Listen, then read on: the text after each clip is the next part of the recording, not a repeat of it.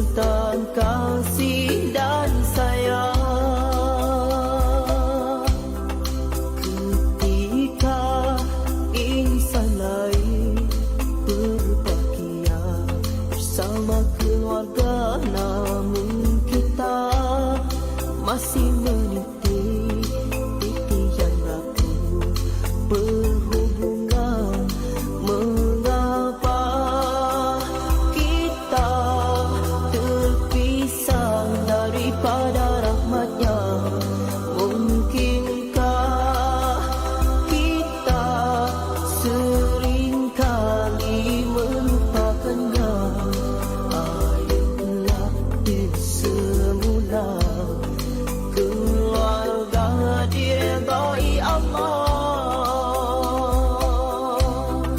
Oh ayah, oh ibu, dengarlah rintihan dan luahan hatiku yang dahaga kasih. Jiwaku merasa tersiksa ketandusan kasihmu. Marilah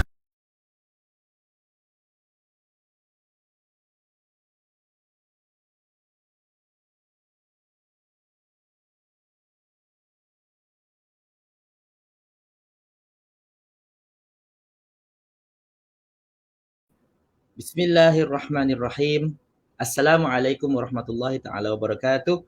Selamat datang ke live webinar Kalau Dah Sayang, anjuran PKPM dan juga kawin-kawin.com bersama saya Aiman Azlan, moderator anda, seorang mentor belia dan juga seorang kaunselor pelatih yang bakal insya-Allah doakanlah spesialis dalam bidang rumah tangga.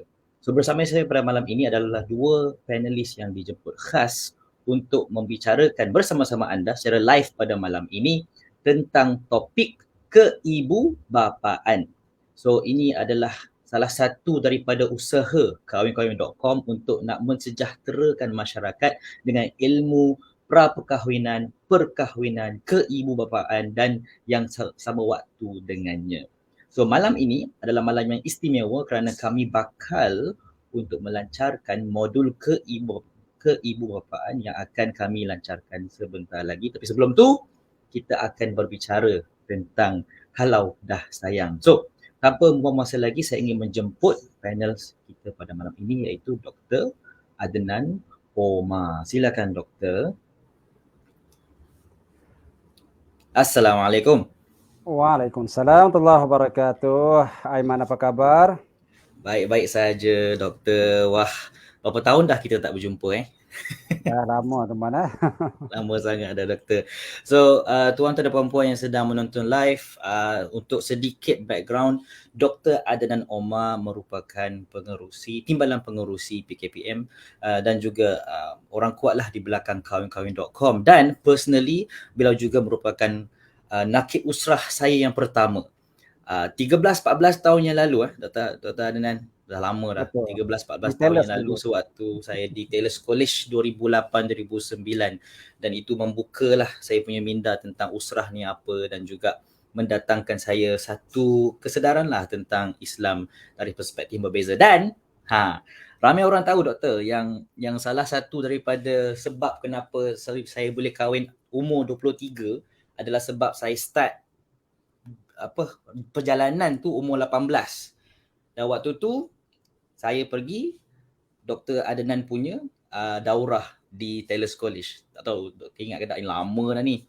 So daurah itulah yang membuka minda saya tentang perkahwinan dari sudut pandang yang agak berbeza lah daripada apa yang saya biasa dengar.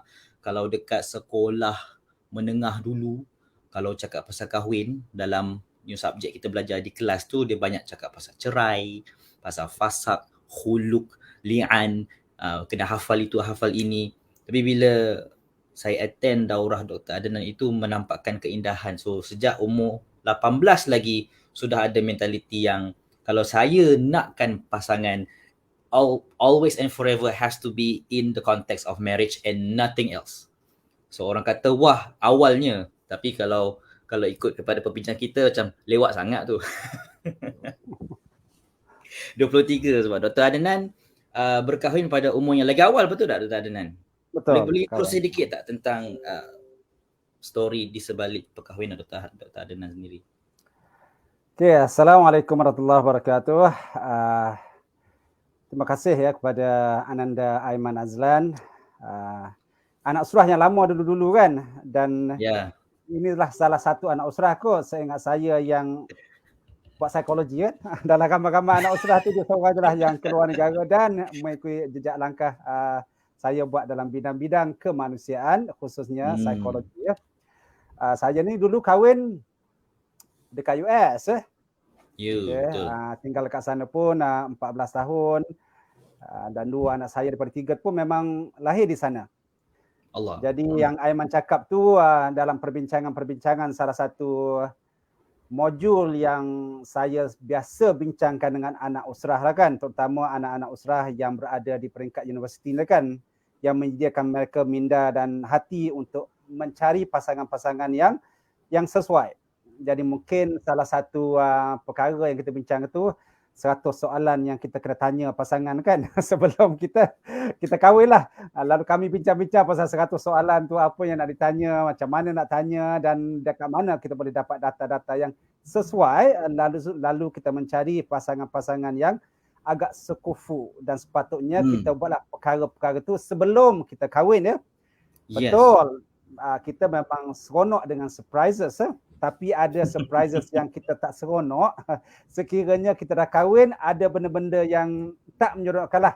Jadi surprises tu kalaulah ada, eloklah kita jumpa dalam 100 soalan takruf sebelum kita melangsungkan akad nikah tersebut. Itulah perjalanan yang saya dapat daripada nakib saya bila belajar pasal pra-perkahwinan. Moga-moga dengan persediaan yang sebegitu, perkahwinan kita tu bukanlah tak ada masalah ya, memang sentiasa ada masalah tapi insyaAllah boleh diuruskan dengan lebih berkesan. Okay. Dan saya rasa kalau ikut pengalaman saya dengan Dr. Adnan, ini cerita 13-14 tahun yang lalu lah, satu benda yang tersentak dalam minda saya adalah ada cara yang agak sistematik sebenarnya nak berkahwin. Kerana sebelum tu kita fikir nak kahwin ni, the only exposure you have adalah media. So you have like love novels lah, you have movies, you have drama. That's the exposure you have. But there's no like clear guideline as to macam mana sebenarnya nak kahwin ni kan. So bila datangnya Dr. Adnan dengan daurah yang diberikan tu, baru saya sedar yang there's this steps that you can take. Quite systematic, quite sopan. It's still within the context of what Islam allows, and it's not awkward at all. Bukan nak kata kita kena jadi robot ke, kita kena like bercakap dinding di tengah-tengah ke. It's quite natural, but at the same time respectful to the deen. And it's something yang saya doakan ini menjadi amal jariah Dr. Adnan lah, because saya pun memanjang-manjangkan menggunakan usaha saya sendiri dalam kelas online and so on, dan juga dalam kawan-kawan.com. So itu daripada Dr. Adnan. Sekarang kita ada panelis kita yang kedua, juga special juga bagi saya, iaitu Dr. Harlina. Dr. Harlina, silakan. Assalamualaikum warahmatullahi wabarakatuh. Aiman. Waalaikumsalam warahmatullahi wabarakatuh. Dr. Har, apa khabar? Alhamdulillah.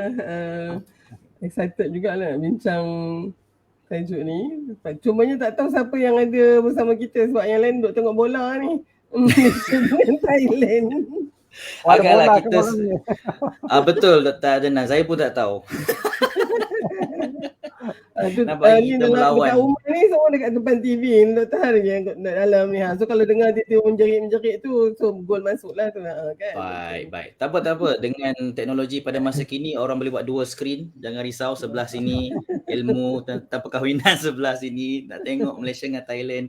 So harap-harap Malaysia dengan Thailand perlawanan itu baik sahaja. Kita harapkan Malaysia menang. By the same time, malam ini kita nak fokus juga tentang topik keibubapaan. So, welcome Dr. Har. Sedikit background, Dr. Har merupakan pengasas dan pengarah Akademi Dr.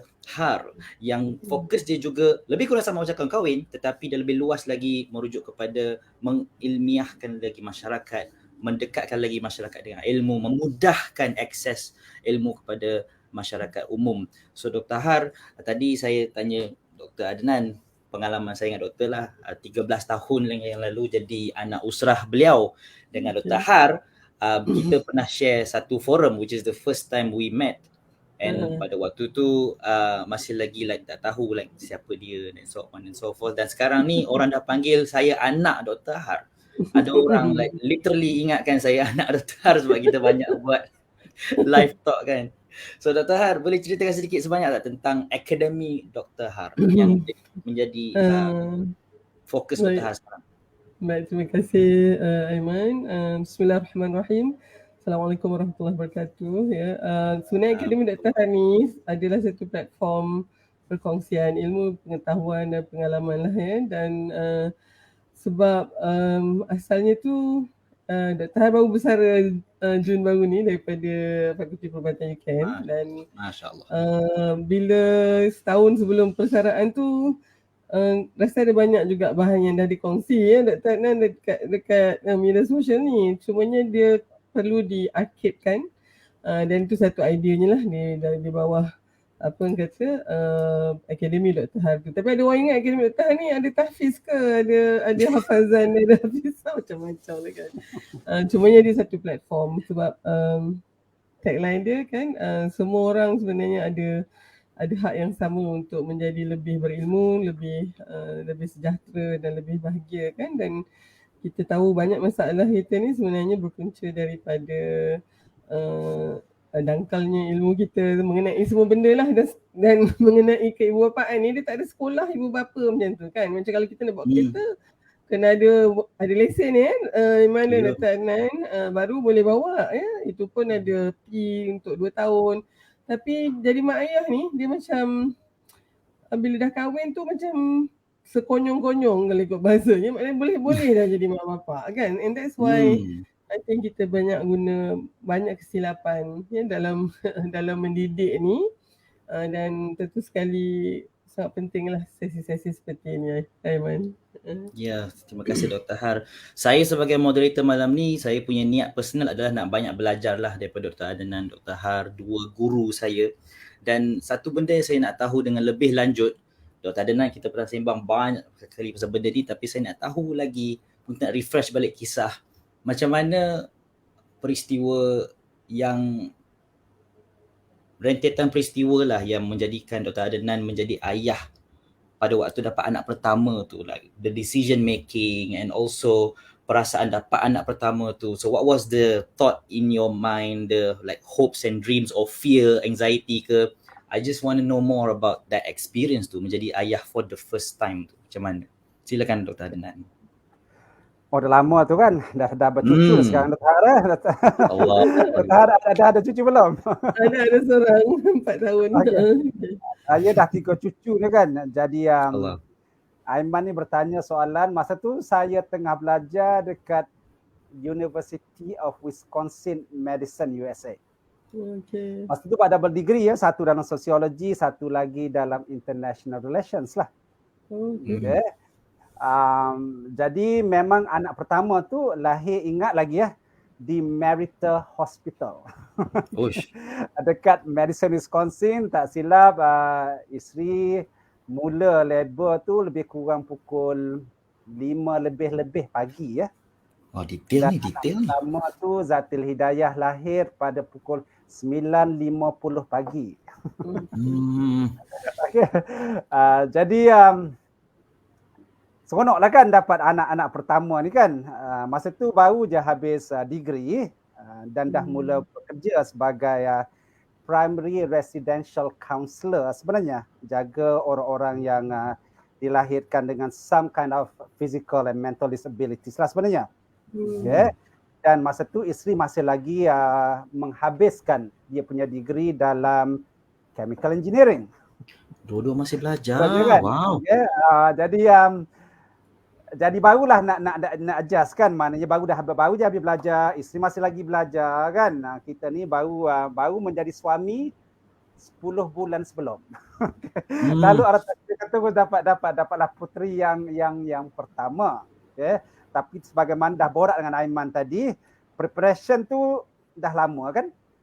Itu Yes. pentingnya menyediakan diri ni kan. Maknanya macam Dr. Hajar kata tadi kan, kita tak nak sekonyong-konyong tadi lah kan. Sebab biasa orang Melayu ni kan, orang kahwin ni kita nak kahwin kan, bila keluar je makhluk-makhluk daripada zuriat kita tu, tengok nak buat apa dah dengan makhluk-makhluk. Kita tak naklah macam tu kan. More or less lah. Bila dapat dah anak pertama tu, there must be some benda-benda yang kita dah fikirkan nak buat apa bila zuriat pertama tu hadirlah.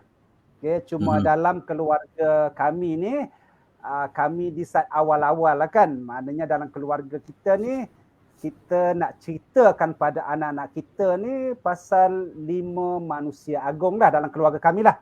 Okay, keluarga Ibrahim AS, keluarga Ismail AS, Siti Hajar dan Siti Sarah. Itulah keluarga yang kami memang daripada dulu lah. Jadi sebelum kahwin pun dah ada benda macam tu lah. Jadi pasal doa-doa tu kan, Rabbana hablana min azwajina wa dhurriyyatina qurrata ayun waj'alna lil muttaqina imama tu kan, doa Nabi Ibrahim kepada Nabi Ismail. Jadi benda tu dah hafal tu kan sebelum kahwin, sebab dah didedahkan dalam darah perkahwinan sebelum tu oleh nakib yang bawa usrah lah. Jadi dia menyediakan kita ke arah itu. Lalu bila preparation tu ada, walaupun teori je lah kan. Jadi bila dapat tu praktisnya agak lain, tapi paling kurang minda kita dah sedia dengan kesan minda yang dah okey tu, dia membawa kepada kuranglah anxiety yang akan datang. Jadi bila minda tenang, insyaAllah kita punya emosi pun akan agak tenang lah. Pada masa yang sama kan, banyak masa teori kita belajar sekalipun, bila mereka ada depan mata, praktisnya agak berbeza. Semua masa itu kan, sebab kita berada di US, jadi dari segi nak cari ilmu, kemahiran tu dia agak banyak lah kan.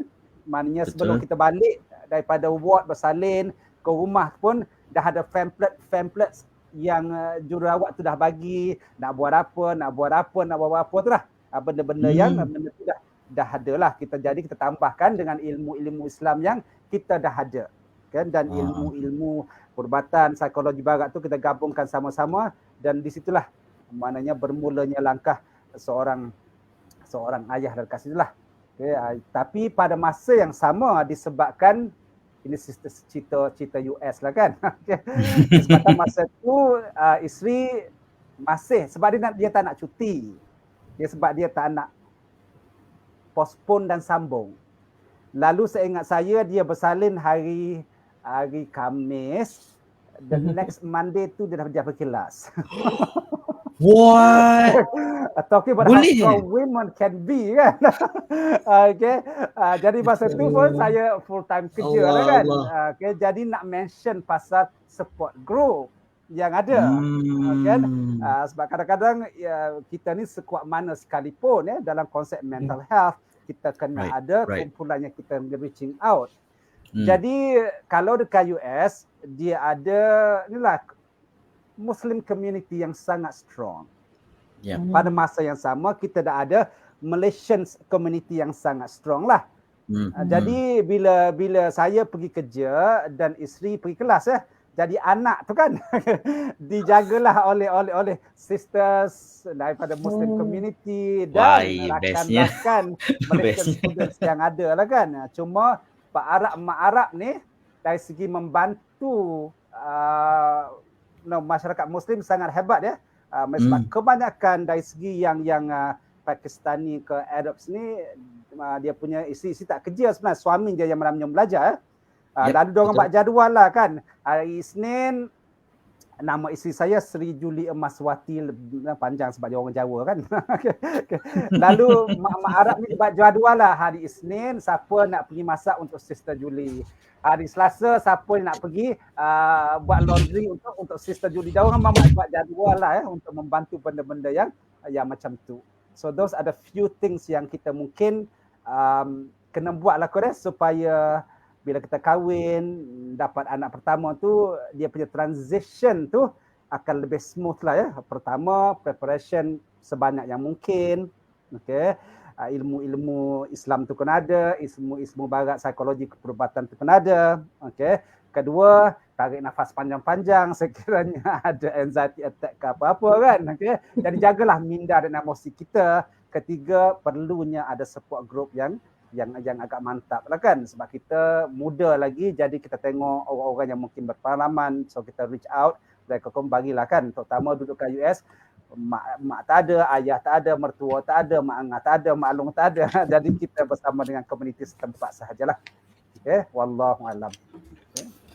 Dalam satu kisah yang Dr. Adnan sebutkan itu, ada pelbagai soalan yang popular lah yang saya terima selalunya sudah dijawab.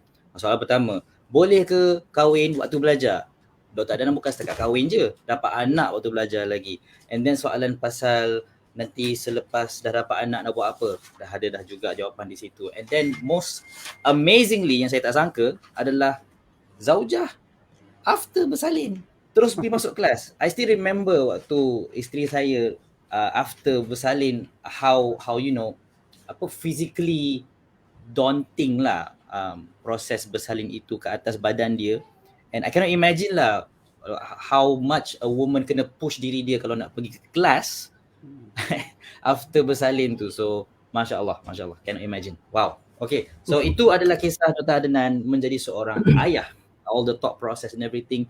Saya nak tahu juga bagaimana Dr. Har, your experience pula many years ago, the thought process, the thoughts, the anxiety, the fear, the worry, or maybe the wisdom yang Dr. Har boleh share waktu Dr. Har menjadi ibu for the first time tu. Silakan Dr. Har. Okay, terima kasih Aiman. Pengalaman Dr. Har pula, sebab Dr. Har ni pelajar perubatan. Jadi Dr. Har masa menjadi pelajar perubatan ni, khususnya masa tahun 4 biasanya, lagi nak 2 tahun nak grad dalam clinical years. Kat UNG tu, I was introduced with this concept of pregnancy should be planned, intended and wanted. Right. Jadi that caption tu sangat apa orang kata, dia impact dia sangat kuat pada Dr. Har ni, Dr. Adnan. Jadi and masa tu Dr. Har belajar dengan my professor, the vast difference between pregnancy yang memang planned, intended and hence wanted as compared to pregnancy yang mungkin unplanned, unintended and you know, bolehlah jadi unwanted juga. Yeah? So yang unwanted tu yang kita tak nak. They are unplanned, unintended tapi wanted juga. Tapi the best is actually planned, intended and wanted. Jadi and of course masa tu my professor actually mention sekali imbas saja, tapi you know, being Dr. Har ni, I was very curious about how I was conceived. So and actually my kata spacing between Dr. Har dengan my elder brother, I'm the sixth in the family, and dengan my brother nombor 5 tu is actually 5 years. My brother 1961 and then I 1966. Jadi jauh juga. Itu paling jauh lah dalam family ni, sebab my mother selalunya 2-3 tahun tu dah dapat anak kan? Jadi masa Dr. Har and my parents masa tu, they were not intended to stop at 5. Nasib baiklah kan, kalau tak Dr. Har tak ada. Tiba my mother kata okey lah, cukup lah 5 gitu kan. And of course masa tu zaman yang memang you know nak family yang besar gitu kan. Jadi bila my mother memang nak sangat dah pregnant and she wanted a girl, ya. Lepas my brother tu nakal kan agaknya budak lelaki kan, duk panjat pukul lah apa semua tu, dia nak anak perempuan. And then rupanya my father pun macam tu juga. And then nama Halina Haliza ni dah simpan masa I was 5 months in the uterus. You know, when a pregnancy is planned, intended and wanted, dia punya psyche for the woman yang mengandung tu sangat berbeza ya bila unplanned, unintended. So masa tu I notice that agaknya, you know, I started off alhamdulillah dengan keadaan begitu, by choice rather than by chance ya. Dan lepas tu Dr. Har masa tu belum kahwin lagi ni Aiman, tapi Dr. Har Dr. Adnan dah dalam hati tu dah kata insyaAllah ada rezeki saya jadi seorang ibu, I want all my pregnancy to be planned, intended and wanted. Itu Allah. mungkin masa tu umur berapa agaknya ya? Mungkin umur 22, 23 macam tu. Okay. So bila final alhamdulillah dapat jodoh kan. Dr. Har memang lepas tu memang nak masuk housemanship ya. Dan tahulah jadi doktor untuk Dr. Siswazah ni memang housemanship tu pasal kita duduk dekat ward tu, itulah house kita kan. That's why we are expected there.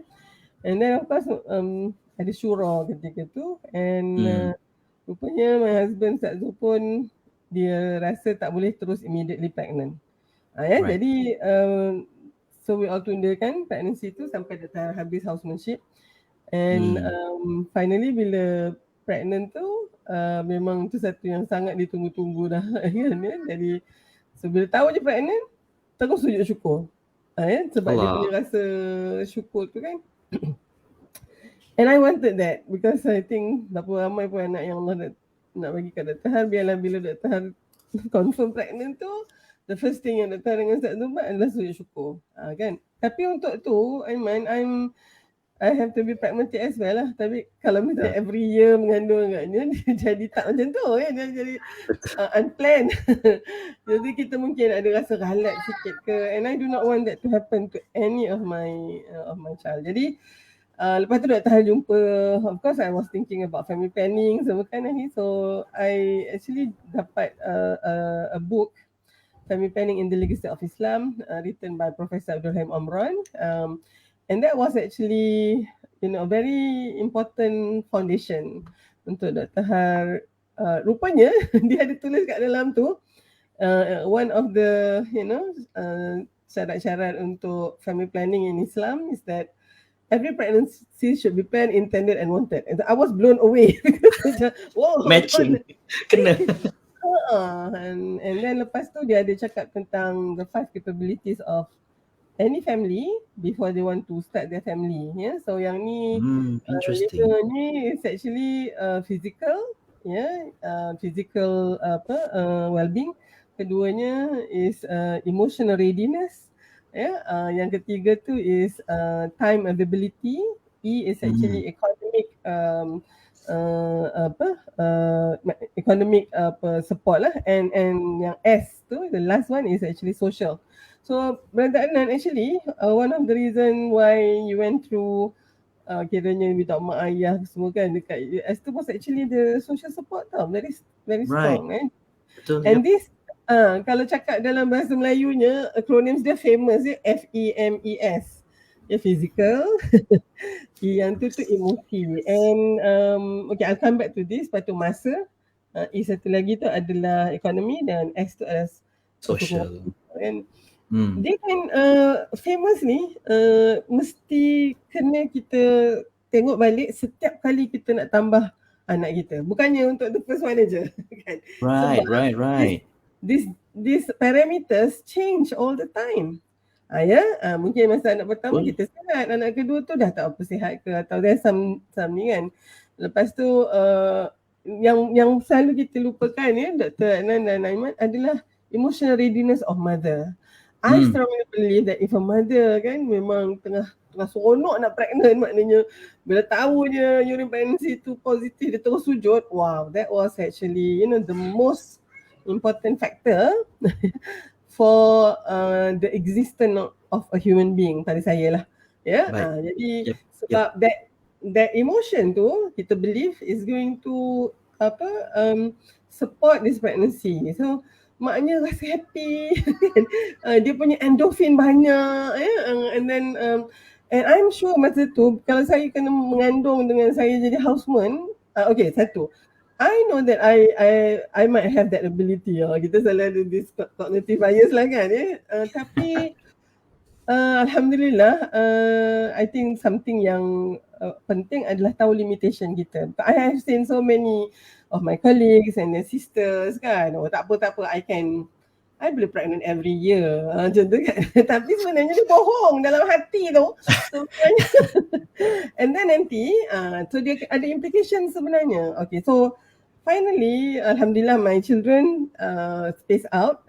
Syifa masa Dr. Har dah 2 tahun kahwin, I was married 2nd of June 1991. I got Shifa on my second anniversary on 2nd June 1993. Lepas tu I masuk my master's program atau my specialty program. Dah sibuk dah masa tu, so I really plan tau so that my second pregnancy would be, sebab tak ada cuti so I memang tak cuti. Very meticulous So Masya my Allah. second pregnancy was very highly under a lot of stress. I memang physical stress lah, maknanya sebab on call tu pernah satu on call weekend macam Ahad ni, daripada pagi 7.30 I masuk sampai pukul 3 pagi baru I boleh baring. Baru I will stop, I buat berapa season, entah 5 ke 6 season. Padahal masa tu I was already pregnant 30 weeks agaknya, ke 32 weeks. Kaki dah bengkak-bengkak dah semua. But that's actually, and then masa tu cakap dengan and I know it was a boy, so minta maaf sangat anak Umi kan, because satu lagi kita doktor tahu. So kita tahu pregnancy tu, bila you are pregnant, the best is actually for you to lie down so that the blood supply to the uterus is going to be maximum. Tapi I was on my feet all that hours kan, and my, of course the placenta was not well perfused, and then that guilt feeling tu semua. But alhamdulillah I delivered a healthy boy. Tapi 3.5 months later Allah ambil my son sudden infant death syndrome so and that was maybe Allah knows best kan. So agaknya dia kata, Halina, I know you think that you can look after this boy, but I think you are neglecting this boy. So Allah ambil balik. Tapi it become a lesson to us. So dia macam ni that's why spacing ni is actually macam baju tu kita ukur kat badan sendiri But my mother was very supportive. This is the emotional support and also the social support. Dia kata, masa mak dulu memang mak fokus memang nak beranak dan nak jaga anak. That's why I have 8. Dia katakan, impossible nak dapat 8. Dia katakan jadi tak payahlah macam nak banyak-banyak sangat kan. And my mother-in-law pun kan, Cik tak payahlah ramai-ramai sangat merenyut tu dia kata. So I was ni jadinya alhamdulillah yang seorang Allah dah jaga. So I get my third one, Syamil, 97 kan. Actually Sofwan was born on the 2nd June 1995. And on my 4th anniversary, tak? Dia masa tu cantiknya tarikh. Lepas tu tapi bila dia pass on tu mak ustaz tu kata, Har boleh tak beranak jangan bulan Jun lagi dah. So sebabnya every time Jun kan is anniversary and birthday kan. And my own birthday I was 1st June my birthday kan. Jadi so I had my baby tu in November. So dia panjang sikit ni tapi this is fascinating. All these stories is nice. Because I really planned. Masa tu I was on IUCD. No, another thing. I know some of the sisters and brothers kan, bila cakap tentang family planning, this is not for us. But I cannot do that. I'm a doctor. I know that. And so I have to practice my knowledge and my expertise kan. So I was on the oral contraceptive pill, immediately after my marriage because I want to space out totally, tak nak pregnant masa tengah housemanship kan. So I got Shifa, and then lepas tu I was on an IUCD. When Sofwan passed on, I did not remove it, and then cuma lepas dah final year tu Dr. Har pun remove my IUCD, alhamdulillah dapat. And when I graduated dekat Dekta UKM tu for my specialty degree tu, I was 20 weeks pregnant with Syamil. And so seorang anak medical officer, seorang anak specialist dah, and waktu tu we space out pula for Dina masa 2002 yang tu dah jadi consultant dah by then. So dia mungkin for me and so that 4 years was so that anak kita tu dia dapat dia punya space dia. So some of you sisters and brothers might not be so panjang sangat, tapi untuk Dr. Har that is actually the spacing. So maknanya setiap kali tahu urine pregnancy tu positif, even for Sofwan tu terus sujud syukur. So kind sisters, I know some of you are feeling very guilty by now because you might have 1 or 2 yang mana you are not ready yet kan, and then deep inside you, you might be able to lie to other people, but you cannot lie to me. Kan ya, sebab Taha nampak banyak sangat mothers yang not ready and they cried in front of me tau, nangis. Allah. They're not ready. And then of course lah ya, masa tu lah kita kata I nak gugurkan anak semua tu. So I feel that the damage is done sebenarnya. Dan bila anak tu lahir mungkin anak first selalunya plan intended wanted kan, Dr. Adnan is always, I'm sorry the second one tu kalau it is being conceived less than 2 years before after the second one, the first one tu dia selalunya tak berapa ready. Bukan tak ready tapi tak berapa. And then you have to force yourself to accept it. And the feeling it's not the same as masa you mula-mula tu kan. Ya, betul. In fact kalau tengokkan budak sekarang, first pregnancy tu buat urine test tu sama-sama kat dalam bilik air, letak dalam Instagram. Right, for the whole world to see dia punya UPT tu kan. Urine test dia tu ada dalam Instagram dah. Tapi masa second pregnancy, especially bila the first one is still about 6 months old baru kan, bila wife dah rasa lawyer tu kan, dia datang period sekali je, and then lepas tu dia tak datang dah, and then dia start rasa funny. Kalau dulu kan cepat-cepat lah kan test, ini tak, dia buat tak peduli je, tapi dia rasa macam ya ke ni, especially kalau dia kata I'm breastfeeding, takkan kot I pregnant. Tu dia ilmu silap tu kan, bila you breastfeed and your period dah datang, you are as fertile as the apple belly. So jadi bila tengok macam tu, dia buat urine test ni, Dr. Adnan ada one patient dia test seorang macam, and then positive. Tak ingatkan doktor, dia kata ingatkan Prof, mesti lemau kot dia punya, dia deny kan. So dia buang urine pregnancy test tu, dia kata agaknya this kid is not silap kan. Tapi later on still tak datang period. Lepas tu husband dia notice, dia kata jangan-jangan you ni macam tahu. Dia nak cakap you ni pregnant ke tak kan. Lepas tu dia kata I'm pregnant. Kena marah dengan husband dia. Ya Rabbi.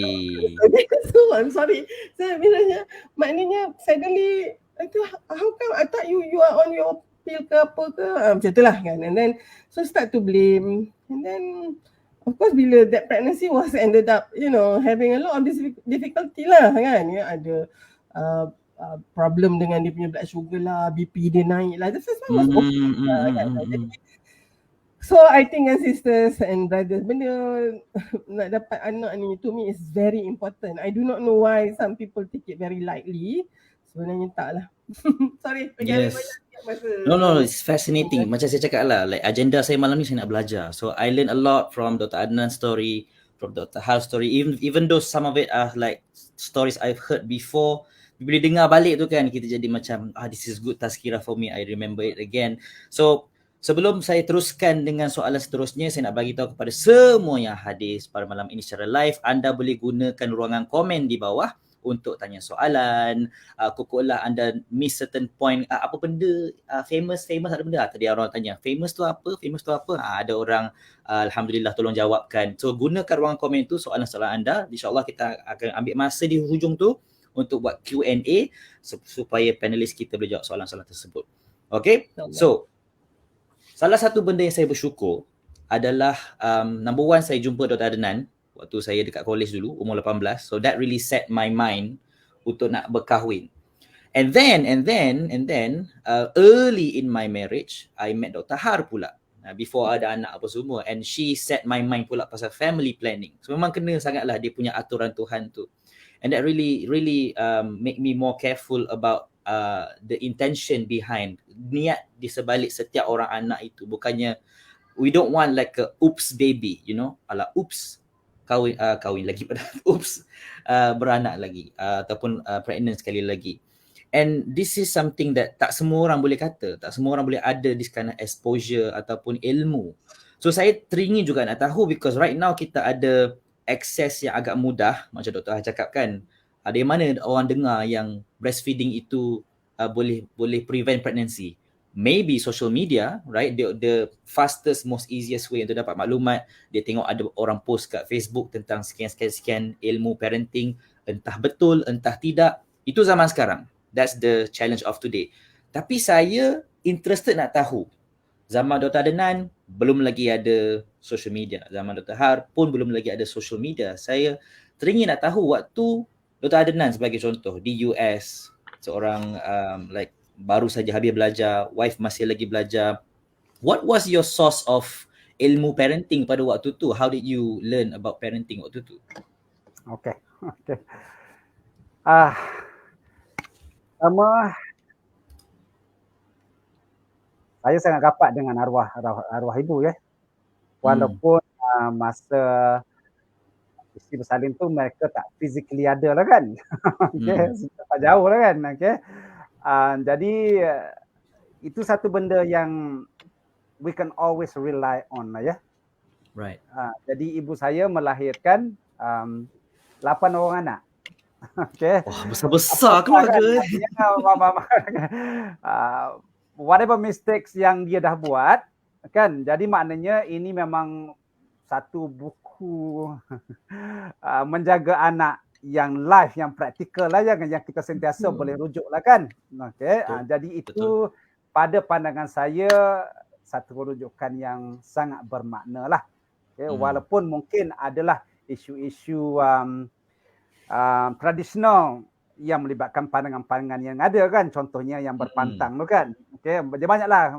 Saya ni orang Kelantan, jadi banyaklah pantangnya masa baru bersalin, kena makan ikan haruan yang dibakar sahaja, nasi putih saja kan. Lepas tu bila kita tanya doktor dekat US kan, dia kata bila seorang isteri ni dah baru bersalin, dia habis semua physical energy dia, jadi makanlah apalah, minumlah apa-apa supaya energy tu come back lah kan. Jadi itulah maknanya kita timbal balik dekat situlah ya. Okay, itu yang pertama. Okay.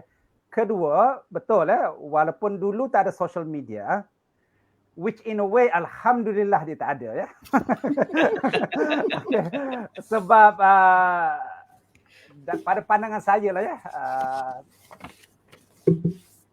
untuk kita self-diagnose zaman sekarang jauh lebih cepat daripada dulu ya, sebab terlalu banyak informasi yang kita boleh cari dalam social media lah.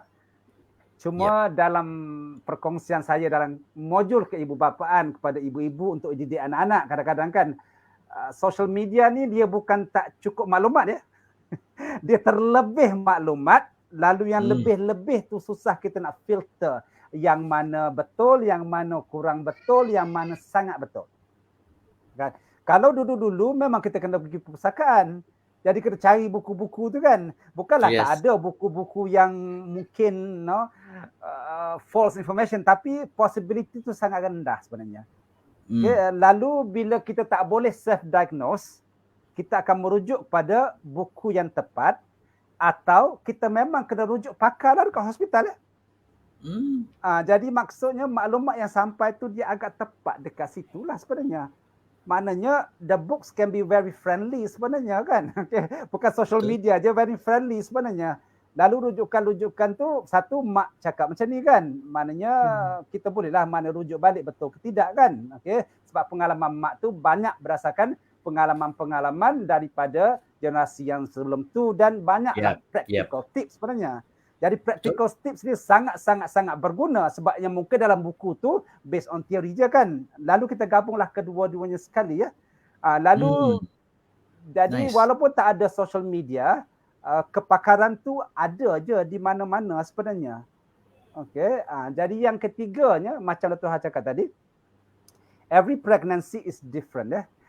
In fact, every child pun berbeza kan. Kadang-kadang kalau kita ada anak 8 orang, kita bariskan malam ni kan. Lalu kita dengan pasangan tengok yang 8 orang ni kan. Mereka tu lain ya. Kadang-kadang kita fikir, betul ke yang ni daripada aku kan. Nampak memang semua lain. Sebenarnya warna kulit pun, walaupun datang pada seorang mak sama, ayah sama, warna kulit pun tak sama walaupun 8 orang tu kan. Lagi-lagilah dalam karakter dia, dalam temperament mereka dan macam-macam dekat situ ya. Jadi the thing is ya, jadi bila kita nak didik anak-anak, keep in mind that mereka ni berbeza lah. Jadi contohlah nak bagi anak saya 3 orang ni kan. Alhamdulillah, spacing tu alhamdulillah ya. Yang pertama, lepas tu 3 tahun selepas tu baru dah ada yang kedua sebenarnya. Sebab masa tu masih belajar, masih baru kerja.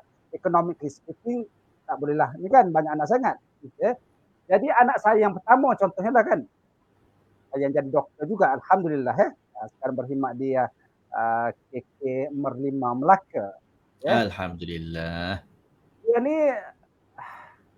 macam slow learner dia. Okay. Tapi dia punya determination tu sangat kuat kan. Okay. Ambil 12 subjek SPM, dia lepas yang akhir boleh ambil 12 subjek. Okay. Lalu kalau buat jadual tu kan, dia masuk dalam bilik lepas malam nak study lah, lepas isyak tu kan, dia duduklah kat situ sampai dah malam-malam tidur. Dia duduk kat situ. Dia memang kena belajar betul-betul lah. Anak kedua Muhammad Huzaifah yang dulu sambung biotech dekat New York ya. Dia jenis orang yang masuk kelas, fokus betul-betul, dapat 90% daripada apa yang cikgu bagi dan santai tak belajar kat rumah dah. Okay? Dan dia memang macam tu anaknya, sangat disiplin dalam kelas lah. Jadi bila ujian penggal tu kan, yang cikgu bagi ujian penggal kan, garantinya kalau awal tahun tu ada je lah B, C, lepas tu tengah tahun tu dah tak ada C lah. Sampai hujung tahun tu dia akan skor semua A lah. Jadi bila kita komplain awal tahun, kenapa banyak B, C ni, jawab dia, kisah apa baba, orang tak tanya pun nanti. Yang pentingnya hujung tahun tu kan. Okay. Jadi dari segi kekemasan anak-anak, surprisingly, anak sulung perempuan, anak bongsu perempuan, anak tengah lelaki ya. Dari segi kemas diri, kemas bilik, anak lelaki paling mantap. Okay. Jadi anak saya yang bongsu ni kan, sebab dia lebih artistik lah kan. Orang artistik ni dia ada idea pukul 2 pagi pun dia mula bekerja lah kan. So dia masa tingkatan 5 pun kita masuk dalam bilik tidur dia kan, benda-benda yang tahun 6 tu masih ada bawah katil dia. Jadi dia simpan kan. Macam contohnya dia punya casing phone dia kan, dia buat sendiri, benda-benda yang macam tu lah. Dia bukan orang yang sangat schedule lah. Kalau yang Huzaifah tu gosok baju sekian-sekian waktu. Kalau anak yang bongsu ni kan, gosoklah baju tu bila-bila lah baba, jangan gosok je. Okay. Jangan paksa-paksa. Okay. Jadi itu maknanya satu, rujuk pada the closest relative yang boleh bagi informasi kepada kita, and they can always give a lot of practical tips. Again, those are social support ya. Kedua, dalam dunia social media ya, mohon sangat-sangat ya, bagi ibu-ibu, bapa-bapa terutama yang masih muda ya, hati-hati dengan buat self diagnosis. Bukan tak boleh buat ya, tapi bila dah buat tu, kalau ada benda-benda yang rasa tak betul, rujuklah kepada pakar-pakar yang ada sebenarnya. Yep. Okay, dekat situ. Okay. Nombor 3, keep an open mind ya. Regardless of how much theory and tips yang kita dah kumpul, parenting is still an ongoing process. Sebenarnya. Mungkin sebab itulah kot kata pesan Umar Al-Khattab kan, didiklah anak-anakmu ni untuk hidup di satu zaman yang tak sama dengan zaman kamu. Maksudnya, parenting is a very dynamic process. Keep an open mind. Okay? Not only that, kids are very different from one to the other one. That's one thing kan. Zaman juga berubah. Dan kadang-kadang kita lupa kita juga sebagai ibu dan ayah berubah sebenarnya. kan?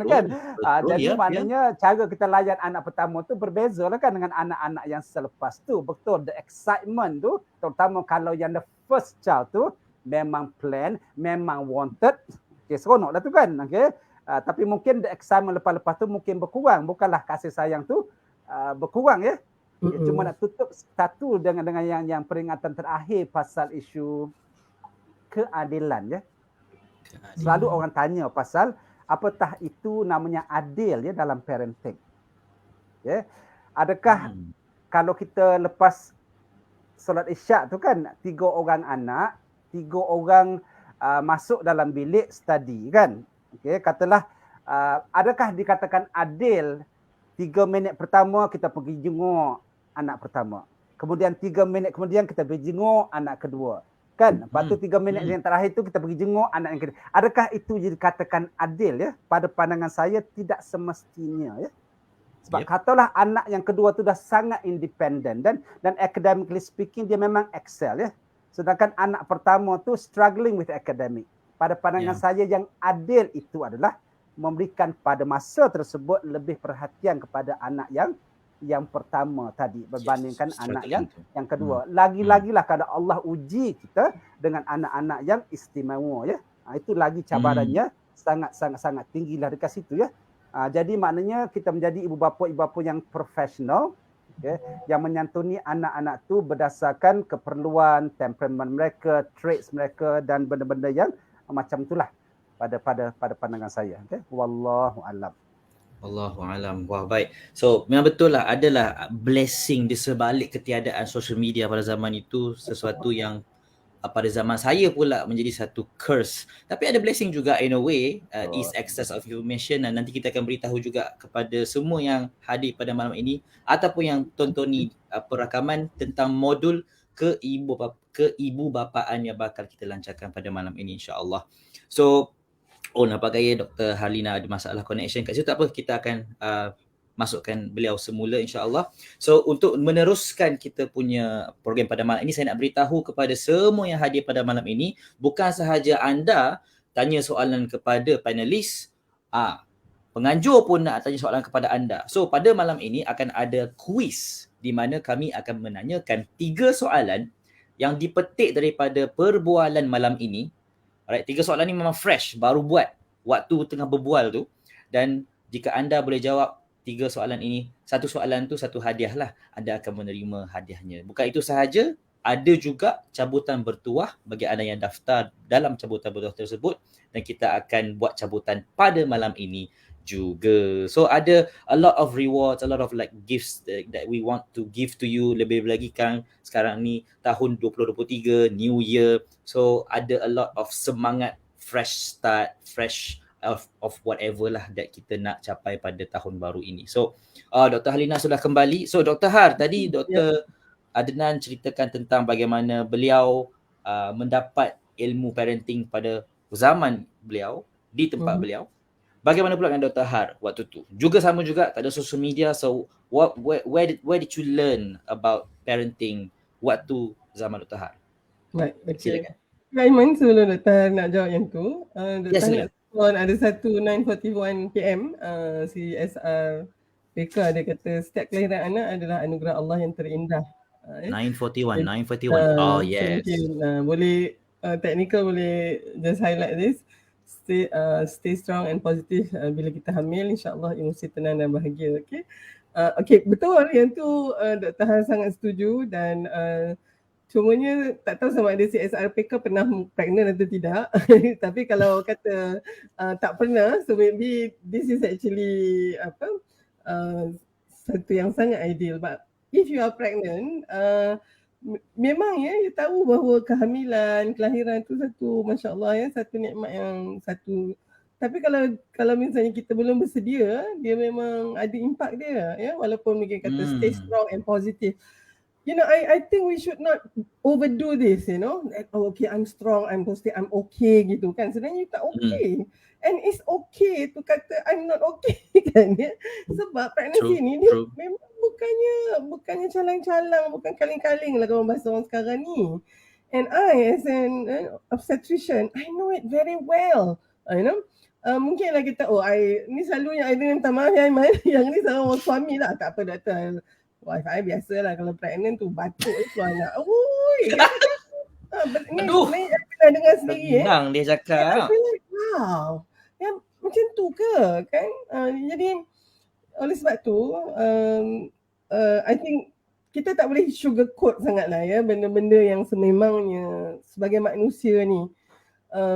Salah satu masalah kita adalah apabila kita cuba jadi malaikat ni ya, sebenarnya kita bukan malaikat pun ya, tapi kita boleh lebih baik daripada malaikat. Cumanya Dr. Han rasa dalam talk like this semua tu, I hope we address the reality lah ya, bukan the ideal saja. Itu yang ramai wanita ni akhirnya they get because they never been emotionally prepared jadi sangat akhirnya mungkin ada tekanan and pregnancy yang tidak tidak usually unplanned and intended unwanted ni, dia boleh juga menghasilkan impak itu sampai postpartum ya. Sebab baru kita tahu kalau mengandung ni kan Aiman dan Dr. Anan, dia dalam perut kita, dalam rahim kita, so mana kita pergi boleh, tapi bila dia dah keluar dia nak breastfeeding ya, daripada kita bapaknya tidur je kan, malam tak cukup tidur. It's very daunting sebenarnya. Itu belum lagi anak you yang baru 2 tahun tak sampai tu pula ya, dalam pantang tu kita jaga budak tu sebenarnya. Yang baby yang baru lahir ni kan, kita boleh bagi je kat mak kita, mak mentua kita atau bibi kita. Tapi yang seorang ni especially kalau you are working, you are not at home most of the time, lepas tu masa tu you confinement, you ada kat rumah, you actually kena layan yang setahun setengah, setahun 8 bulan ni. Sebab dia tak tahu lagi pun.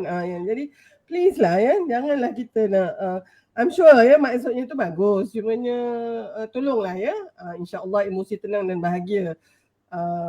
Alhamdulillah kalau ada orang yang begitu ya. Tetapi so Masya Allah ya. So saya rasa kalau misalnya dia kata terima kasih anak CSR Tukar ada buat follow up kat situ.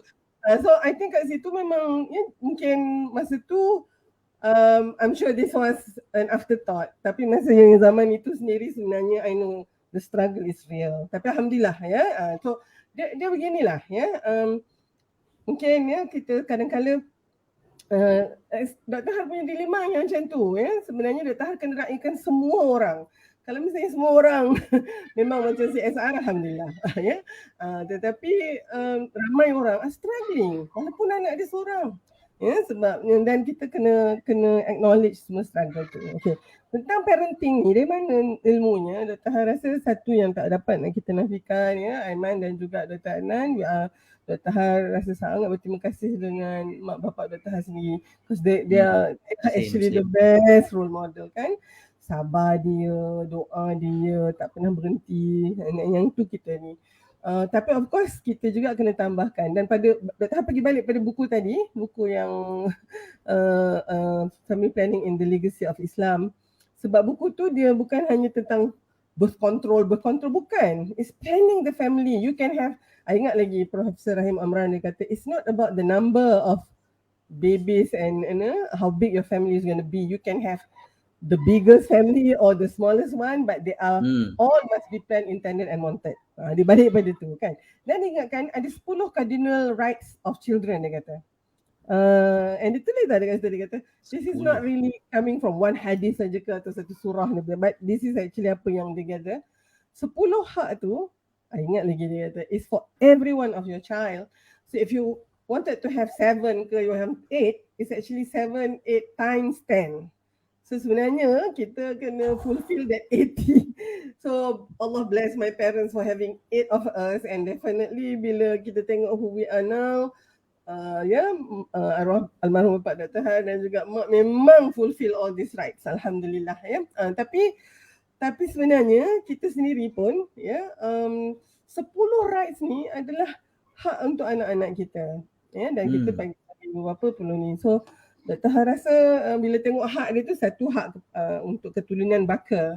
So that's why anak yang dalam rahim kita ni kita kena tahu siapa bapanya.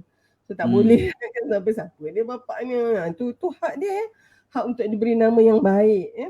Hak untuk diberikan keperluan asas termasuk breastfeeding.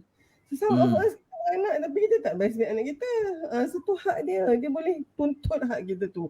Banyaklah Iman. So Dr. Han rasa daripada hak itu yang 10 cardinal rights, so I realise that parenting is not a very just senang-senang saja ya. Dia satu yang sangat, masa Dr. Han bagi ceramah kan, Dr. Han cerita yang ni, there are few parents yang datang tu, ya Allah Dr. Han kan, saya tak tahu tu doktor. Saya ada 10 anak dia kata kan. Tapi kalau saya tahu mungkin saya tak sampai 10 lah dia katakan ya. Dan alhamdulillah ya tercapai semua tu. Tapi of course dia kata dia struggle lah sangat sebenarnya ya. Dan kalau saya dengar ceramah Dr. Harawal lagi, saya mungkin lah ya kalau dah 10 pun saya tahu apa hak-hak dan apa benda yang saya kena ni. Having said that ya, saya rasa memanglah ya berapa ramai anak semua tu semuanya di tangan Allah Subhanahu Wa Taala kan. Tapi kita nak ukur baju tu That's why family planning selalunya Dr. Anan, ya, saya kena dispute satu, umat Islam Rasulullah suka anak yang ramai, kan, kenapa nak sikit pula. Tapi kita tahu juga ya, hadis sahih, mukmin qawi lebih Allah sayang daripada mukmin yang dhaif kan, mukmin yang lemah gitu. So Rasulullah kata bukan saja dari sudut kuantiti tapi kualiti, kan. So orang yang merancang keluarga ni tak yakin dengan rezeki daripada Allah. Kita kan merancang keluarga bukannya kita tak nak anak. Ya, ayat yang kata siapa yang membunuh anak, this is not membunuh anak ni. Kita kan selalu letak bila masukkan IUCD ke, masukkan alat dalam rahim, letak kata puan, kita punya ni ikhtiar kita ya. Tapi kalau Allah, saya masukkan 100 alat dalam rahim puan pun kalau Allah kata ada.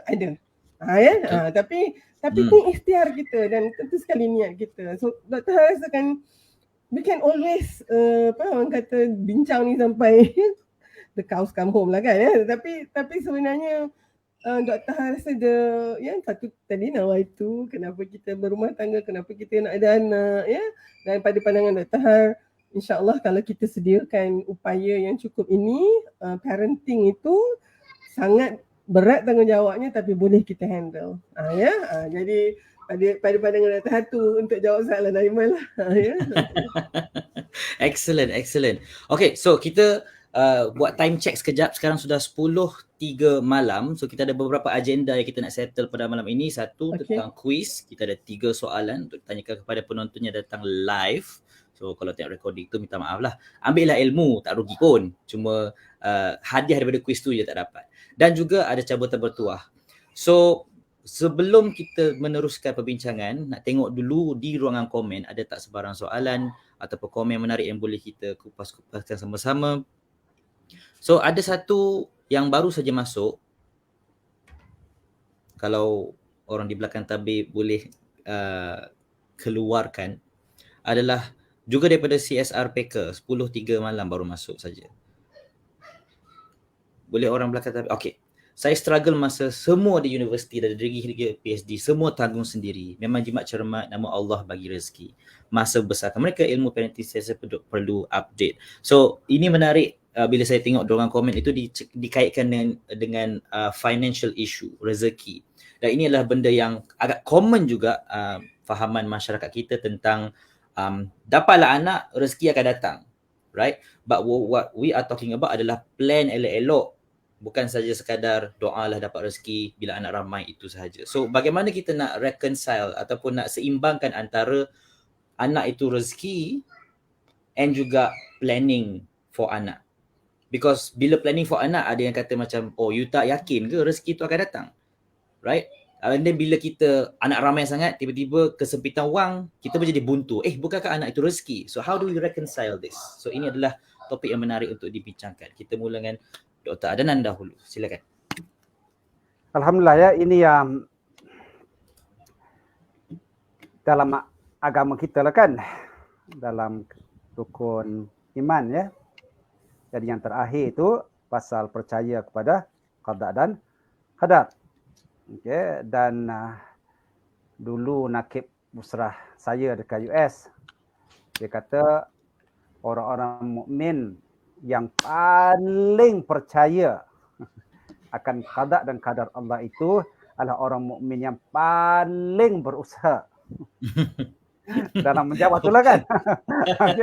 That's very nice. Betul lah tu kan. Maknanya bila kita faham bahawa dalam konteks psikologi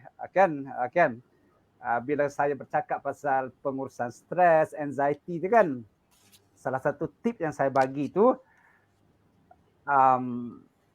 jangan cuba ubah benda yang kita tak boleh ubah. Sebab kadang-kadang kita nak ubah benda-benda yang tak boleh ubah, lalu resources kita tu habis sebab kita cuba benda yang kita yang tak boleh ubah. Jadi contohlah kan, cuaca. Yeah. Kan? Jadi orang-orang yang mungkin stresnya tinggi ni, katalah besok dia nak pergi jogging kan. Tiba-tiba Allah takdirkan qada dan qadar tu kan. Panas sangat. Lepas tu dia kata, aduh, dah lah badan dah besar kan, lepas kahwin ni kan, tak bolehlah pergi jogging, tak apa. Bersangka baik, besoklah kot pergi jogging kan. So tiba-tiba besok hujan. Dia kata aduh dah lah, dia tak tahu dia. Jadi kalau kita bukan Tuhan, kita tak boleh ubah cuaca je. Yang kita boleh ubah tu, boleh beli payung kan. Jadi bila beli payung, hujan boleh pakai, hujan pun panas pun boleh pakai kan. Jadi membezakan yang mana kita boleh ubah, yang mana kita boleh ubah tadi. Okay. Jadi betul lah macam Dr. Harsha kata lah. Dalam konsep dapat anak tak dapat anak kan. Okay. Jadi kita mencari kebahagiaan. Kita mencari keredaan Allah Subhanahu Wa Taala. Kan? Sebab itulah hadis mengatakan bahawa solat orang yang kahwin tu lebih tinggi nilainya. Okay. Puasa yang orang kahwin tu lebih tinggi nilainya. Itu ada bahasa kualiti kan. Bukan sahaja bahasa kuantiti kan. Okay. Betul lah. Kita kenalah puasa 30 hari. Itu kuantiti kan yang Allah afforded to all Muslims lah. Betul. Tapi ada orang Muslim yang berpuasa kualitinya lebih tinggi daripada orang-orang yang lain lah. Jadi itu pada pandangan saya the big picture of Islam tu kenalah macam tu ya. Jadi dia kena masuk dalam seluruh ibadah yang kita buat kepada Allah Subhanahu Wa Taala, termasuklah benda yang sangat fundamental, berkahwin dan mendidik anak-anak selepas perkahwinan. Ya, sebab daripada anak-anak tadi kata Allah Subhanahu Wa Taala ya, sesungguhnya harta kamu dan anak-anak kamu itu akan menjadi ujian kepada kamu. Okay. Hati-hati dekat situ kan. Kita nak mencari ketenangan dari anak-anak. Okay. Lalu kita kena planning betul-betul. Kita kena tengok resources kita. Resources tu dalam pelbagai bentuk ya. Ekonomi, mental, emosi yang famous adalah kan. Lepas tu Dr. ada kongsi pasal the 10 cardinal rights of kids tadi yang kita kena penuhi. Lalu mereka menjadilah anak-anak yang qurrata a'yun yang saya baca awal-awal tadi lah kan. Okay. Jadi bila Nabi Ibrahim tu berdoa kepada Nabi Ismail kan, Rabbana hablana min azwajina wa dhurriyyatina qurrata a'yun waj'alna lil muttaqina imama. Okay. Lalu dia meletakkan dua expectations terhadap anak dia. Pertama, ya Allah, jadikanlah Ismail ini pertama anak yang qurrata a'yun. Kedua, jadikanlah Ismail ini bila dia besar nanti imam kepada orang-orang yang beriman. Lalu Allah makbulkan daripada keturunan Nabi Ismail itu lahirlah Muhammad ar-Rasul sallallahu alaihi wasallam kan. Bercakap pasal qurrata a'yun, maksudnya kita nak anak-anaknya kita tengok muka dia, sejuknya hati kan. Bila cikgu buat call daripada sekolah, mesti cikgu nak menyampaikan berita-berita yang menyejukkan hati saja. Atau bila jiran-jiran bercakap pasal anak kita dekat TikTok ke, dekat Facebook ke, berita-berita yang menyejukkan hati lah.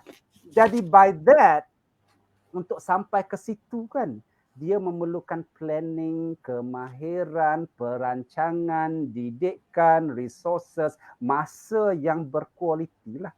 Jadi maksudnya kalau kita dapat dua anak, because it's very possible seorang wanita melahirkan dua anak yang tak kembar dalam masa 1 tahun. Biologically speaking, it's possible. Okay. Kan, tapi bayangkan the stress, the economic stress, mental, whatever that comes on us lah.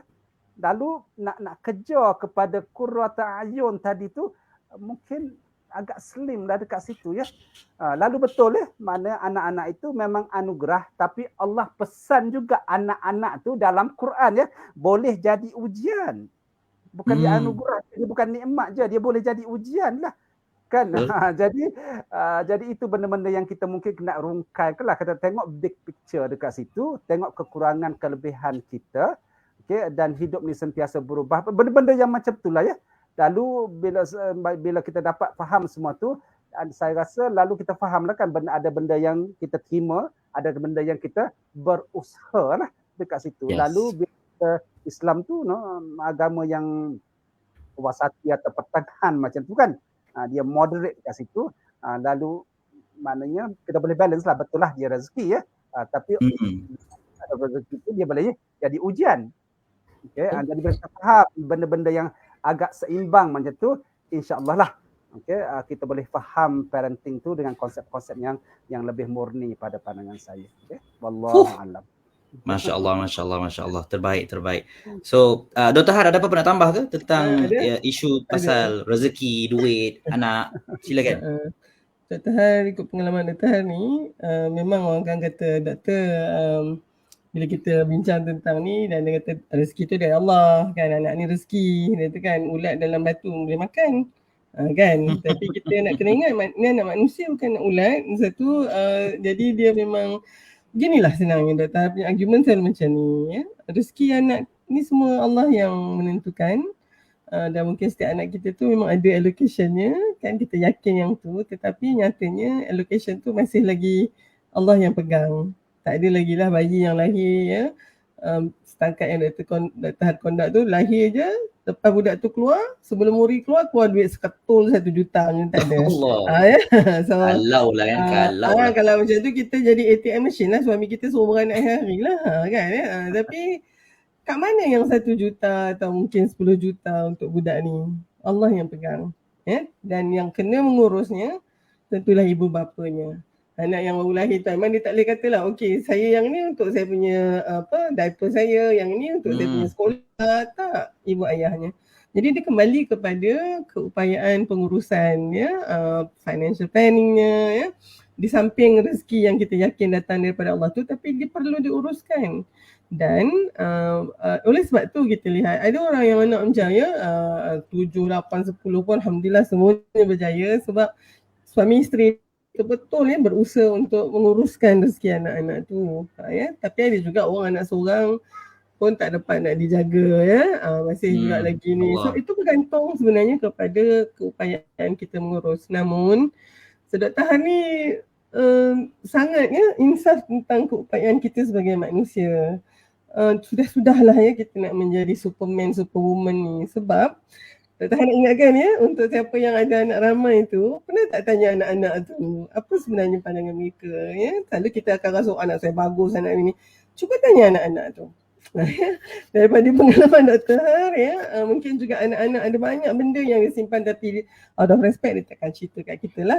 Tapi kita ada cognitive bias ya Dr. Adnan bahawa kita lah the best parent in the world ya. Tapi tolong ya saya rasa ni. Okay. Maknanya sekarang ni mungkin ya kalau kita tengok anak yang dalam bilangan yang ya boleh kita manage tu sebenarnya lebih mudah untuk kita uruskan atau lebih berkesan untuk kita uruskan.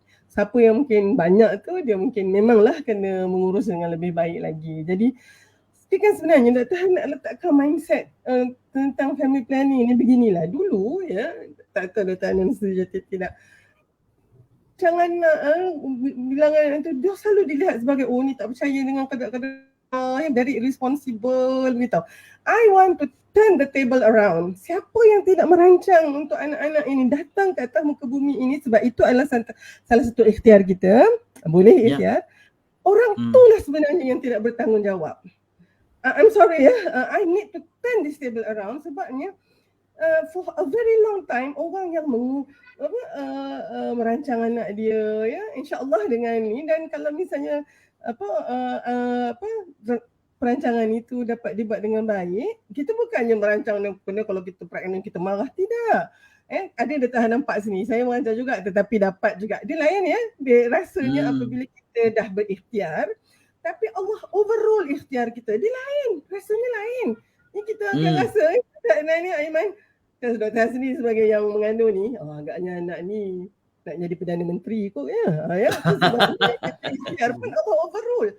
Tapi kalau kita tak ikhtiar, mulut aja kata insya-Allah nanti sini tiba-tiba mengandung, dia punya rasa tekilan, orang Jawa ni gelo tu kalau dalam bahasa Melayu galau. Dia rasa macam I should have, minta maaf lah ya Dr. Adnan dan Aiman dan juga ini Dr. Khalid Lee ni dapat banyak ni yang jenis tak merancang tapi bila dah mengandung Dr. Har boleh tak nak gugur. Allah. Dia jadi macam tu lah pula. Dan Dr. Har punya nasihat sangat konsisten. Pengguguran ya, walaupun sekarang ni mungkin dah makin mudah ya, medical abortion semua tu, it is not a form of contraceptive. It is not a form of birth control. Bukan. Ya. siapa yang kena menggugurkan anak dia sebab dia rasa dia tak mampu apa semua selepas mengandung tu, itu menunjukkan bahawa you really have to seriously think about a proper birth control yang kita ada ikhtiar di sini. Sebab pada tahap of course tentang pengguguran ni dia ada hukum lain tu kan, kita bincang lain, tetapi disebabkan juga yang bertanya kata hari ni mak bapak sangat stres bila dapat anak, tak macam kita semua dulu. I think that's not quite a fair comment sebabnya untuk Aiman punya generasi stres dia berbeza dan agaknya kita ni selalu rasa masa anak-anak kita ni so fragile, nak jaga anak semua. I don't think kita kena lihat dalam perspektif yang realistik kenapa anak-anak kita mungkin rasa sangat beban itu sangat terasa apabila antaranya anak-anak ni tidak diuruskan dengan baik. Wallahu a'lam Aiman. I know there is always contradicting view, tetapi Dr. Han rasa mungkin itulah tadi keuangan rezeki tu memang di tangan Allah, kita yang kena menguruskan, tapi mungkin kita sendiri kena ukur baju dekat badan sendiri berapa ramai yang kita boleh handle. So mungkin itu satu pendekatan yang harus kita ambil sekarang ni. Wallahu a'lam. Alhamdulillah. Terima kasih Dr. Adnan, Dr. Har. Okey.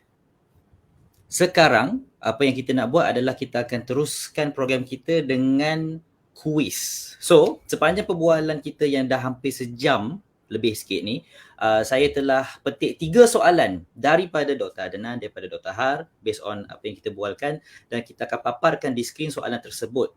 So, anda yang menonton secara live, cara nak dapatkan hadiah ini adalah be the first to answer correctly. Be the first to answer tak kisahlah kan mana dia menang kira, but be the first to answer correctly. So, jika anda yang pertama jawab yang betul, InsyaAllah anda akan dapat. Macam mana? Dengan komen di bahagian bawah Facebook live kami. Komen di bahagian bawah Facebook live kami. Di situ ada dia punya susunan timeline tu. Siapa yang cepat, enter, betul. Dia yang pertama, dialah yang akan dapat. Okey, soalan yang pertama. Okey, daripada perbualan kita tadi, kita ada cakap tentang Dr. Adnan. Bagaimana beliau mendapat parenting knowledge. Dan Dr. Adnan ada sebut yang rujukan paling awal beliau adalah X. So soalannya adalah, siapakah rujukan paling awal Dr. Adnan untuk ilmu keibubapaan? So, cepat! Tulis di ruangan komen siapa yang pertama dan yang betul akan dipilih oleh penganjur kita dan nanti mereka akan kontak anda lah. Cepat. Tu dia. Okey. Okey, kita dah dapat pemenang dah. Kita dah tahu dah siapa yang dapat awal. Okey, jangan risau. Ada lagi. Okey. Soalan yang kedua. Ready? Kena cepat tau. Kena cepat dan betul. Soalan yang kedua. Alright. Dr. Har pula.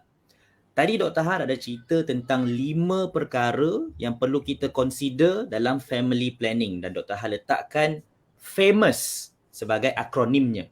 Soalan. Apa itu famous? Letakkan di ruang komen. Kalau ada macam certain game show ada dia punya lagu kan, ting tong.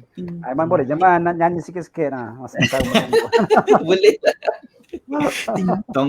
Laju. Masya-Allah. Alhamdulillah. Nampak gaya ramai orang pay attention dalam diam-diam. Bagus. Masya-Allah. Okey, ingat tau, famous 5 benda tu ingat. So consider 5 benda ini bila kita nak merancang keluarga. Terima kasih. Last question untuk kuis kita pada malam ini. Last, ready? Alright. Juga penting daripada Dr. Har. Apakah tajuk buku yang Dr. Har sebutkan pada malam ini tentang perancangan keluarga? Ada satu buku je yang Dr. Har ulang 2-3 kali tajuknya. Letakkan tajuknya di ruang komen. Apa tajuk buku tu? Ini susah sikit kot. Buku ni ada PDF dia. Kalau Google, dia keluar PDF dia. Fokus. Apa tajuk buku tu? Dr. Har ulang lebih daripada sekali. So, siapa yang pay attention tu akan dapat. Apa tajuk buku tu? Ting ketong. Oh, ni lambat sikit dia masuk. Dia tengah fikir. Ataupun tengah duduk belek-belek dia punya nota ke apa ke. Apakah tajuk buku yang Dr. Har sebutkan pada malam ini tentang family planning? Belum ada lagi yang betul. Still boleh jawab lagi. Come on. Belum lagi yang betul. Ada yang laju. Masya Allah. Belum lagi yang betul.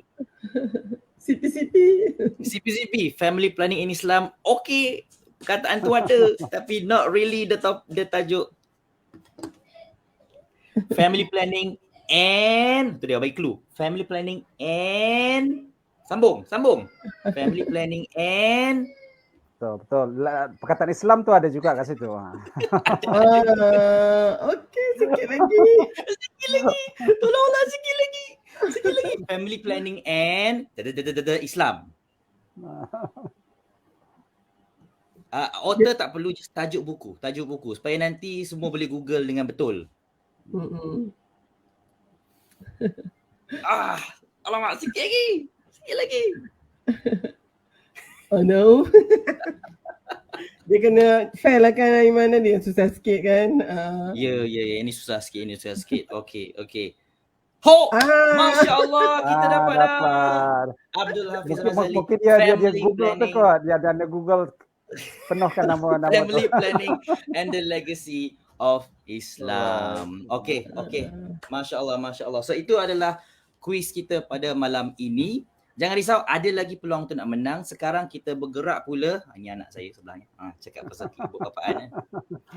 Kita bergerak pula kepada pertandingan kedua. Pertandingan ke? Bolehlah lebih kurang. Tentang cabutan bertuah. Ini saya akan serahkan kepada kita punya tim di belakang tabir untuk paparkan. Ada wheel dekat skrin anda yang ada penuh dengan nama-nama yang masuk cabutan. So kita akan spin the wheel dan lihat siapakah yang akan menang. So make sure yang daftar tu dia ada di sini sekarang. So bismillahirrahmanirrahim. 1, 2, 3, spin the wheel.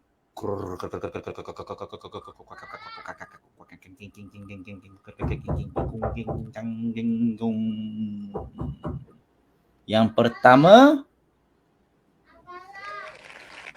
Azlina binti Katiman. Baik, Azlina binti Katiman, harap-harap anda ada pada malam ini. 2 cara untuk anda claim hadiah anda. Yang pertama, boleh DM kami di Facebook kawin-kawin.com atau letak di ruang komen. Saya Azlina binti Katiman dan tim kami akan hubungi anda. Jangan risau, ada 2 lagi cabutan yang kita akan buat. Teruskan.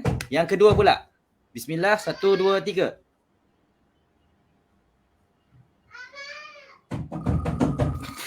Tolong buka pintu, adik nak masuk. Tak payah. Yang kedua, kita ada, siapa nama tu?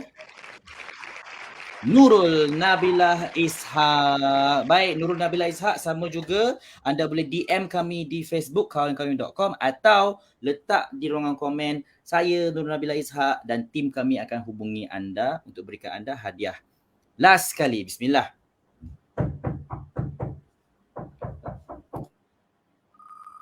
Yusuf ke tu yang ketuk-ketuk tu. Yusuf. Bapak dia kalau kerja malam tak tidur. Last sekali, Sarah Najihah binti Zamalulaili. Harap saya sebut dengan betul. Sama juga Sarah, pastikan anda DM kami di Facebook kawin-kawin.com atau letak di ruangan komen, identify yourself dan tim kami akan hubungi anda. Baik, itu adalah kita punya games untuk malam ini. So harap-harapnya anda yang hadir dapatlah juga habuan selain daripada habuan utama malam ini, itu ilmu yang kita dapat. Juga dapat hadiah-hadiah daripada kawin-kawin.com. Bukan itu sahaja, kita juga sampai di kemuncak rancangan kita iaitu pelancaran modul keibubapaan yang akan dilancarkan oleh Dr. Adnan Omar. Silakan Doktor. Okay, Assalamualaikum warahmatullahi wabarakatuh. Para penonton semua ya. Jadi dengan lafaz Bismillahirrahmanirrahim, saya mewakili platform kawin-kawin.com yang yang bernaung di bawah Pertubuhan Kesejahteraan Psikospiritual Malaysia. Malam ini kita melancarkan modul keibubapaan.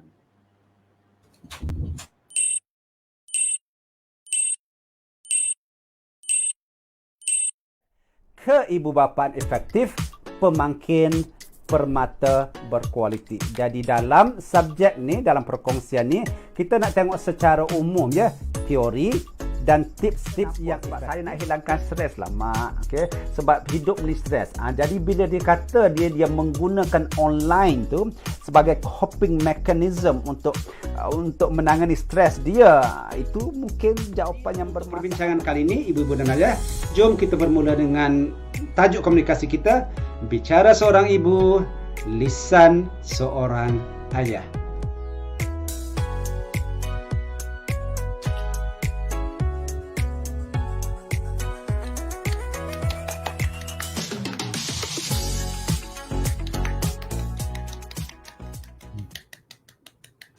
Wah, Masya Allah. Itulah dia pelancaran kita buat secara online, tapi so gempak dia tu still ada lah juga walaupun online. Pelancaran modul keibubapaan di platform kawinkawin.com. Itu actually website dia, kawinkawin.com, oleh Dr. Adnan Omar.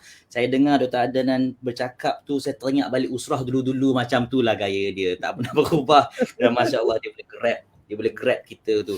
So ambillah peluang ini untuk anda daftar di kawinkawin.com untuk masuk, untuk join modul keibubapaan ataupun modul-modul yang lain. Ada beberapa lagi, Dr. Har pun ada modul beliau di platform tersebut dan anda boleh layari website itu sekarang, kawinkawin.com. Dan kepada mereka yang menang tadi tu, tahniah. Kepada mereka yang tak menang, anda still menang sebab anda datang dan anda boleh dengar ilmu daripada Dr. Adnan juga Dr. Har. So dalam minit-minit terakhir kita nak buat penutupan, maka saya akan berikan ruang kepada Dr. Adnan dan juga Dr. Har untuk buat penggulungan pada malam ini. Silakan, kita mula dengan Dr. Har dahulu. Silakan Dr. Har. Okey, terima kasih. Kita beginilah ya, kita kena lihat tanggungjawab keibubapaan ini sebagai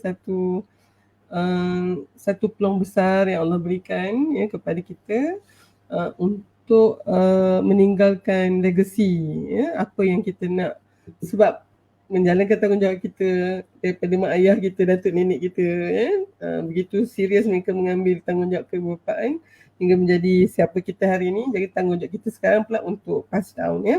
Dan Dr. Han nak raihkan sangat siapa yang sedang menjaga anak orang lain ya, sama ada sebagai anak angkat atau anak tiri, atau pada pandangan Dr. Har, ibu bapa yang begini ni, they choose to be parent ya. Right. Yang dah memang ada biological anak-anak ni, kita tak ada choice lain sebenarnya, dia jadi tanggungjawab kita. Tapi orang yang mungkin dia mengambil anak orang lain ni, Dr. Har tahu ramai yang mungkin tak berkahwin tapi ya ambil tanggungjawab jaga anak-anak buah dia. To me, you are equally a parent ya, dengan kita semua ni. Jadi parenting tu bukan hanya anak kita pula, kita juga bertanggungjawab untuk menjadi parent kepada anak orang lain ya. Jadi itu sangat penting sebenarnya. Kita tak lihat anak orang tu sebagai anak orang, anak kita sebab bila kita semua menganggap bahawa anak-anak yang ya ada di atas muka bumi ini, sebenarnya tanggungjawab itu terpikul di atas bahu kita semua.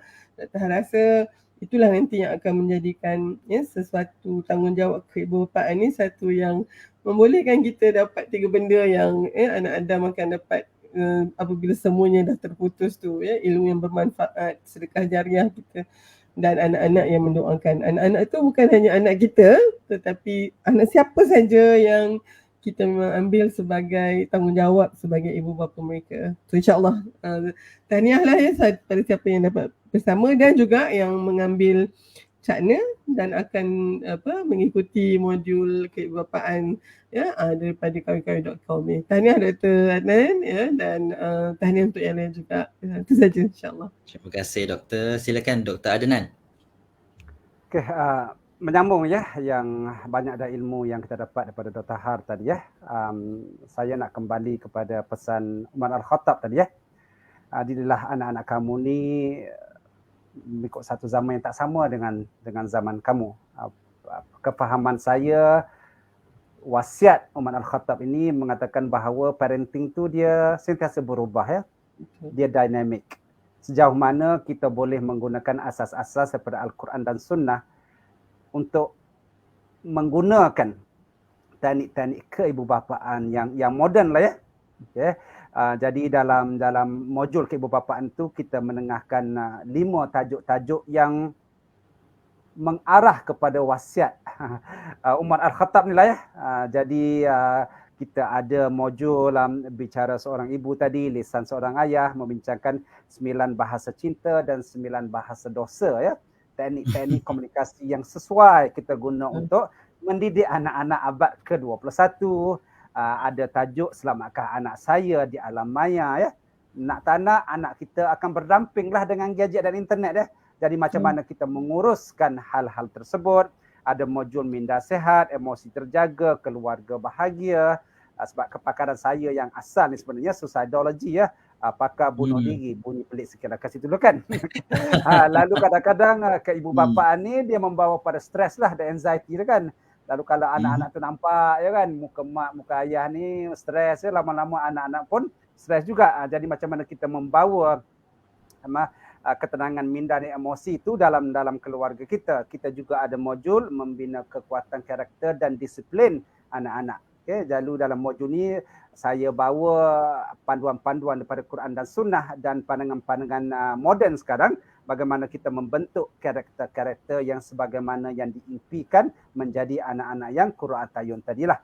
Jadi yang saya nak tekan kat sini bahawa parenting tu sentiasa berubah. It's a dynamic process yang kita kena sentiasa belajar, walaupun kita adalah teori-teori yang kita ambil daripada Quran dan Sunnah yang tu insya-Allah dia tak berubah ya.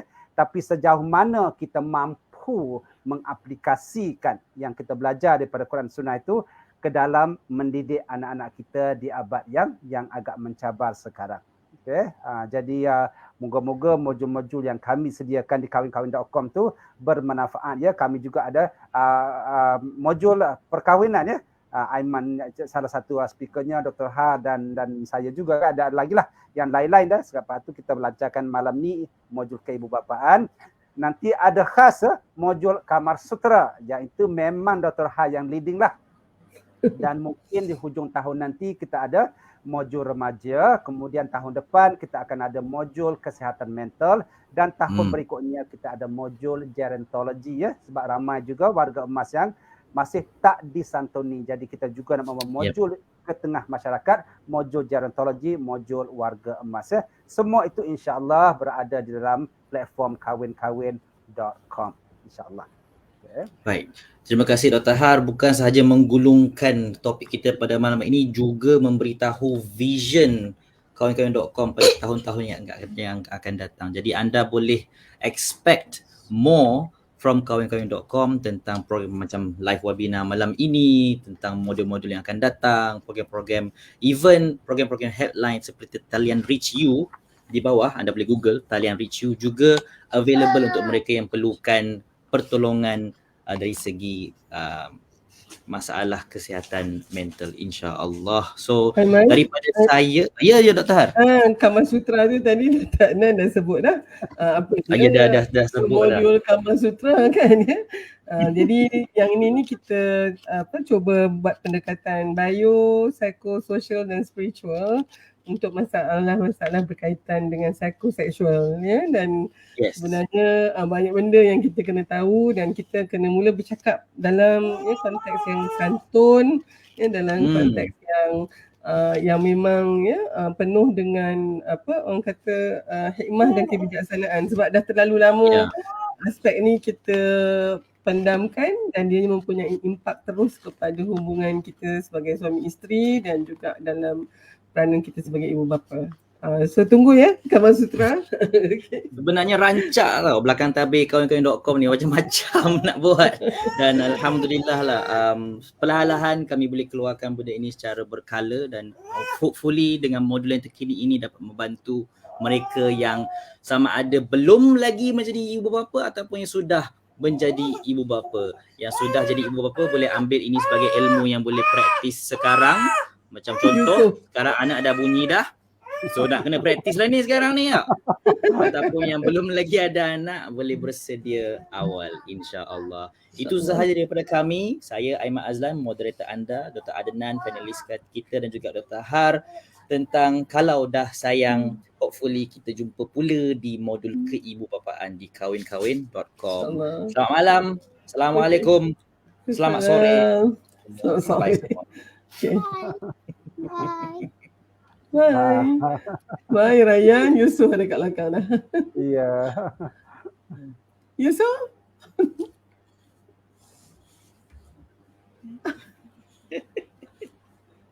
Bye Mbak.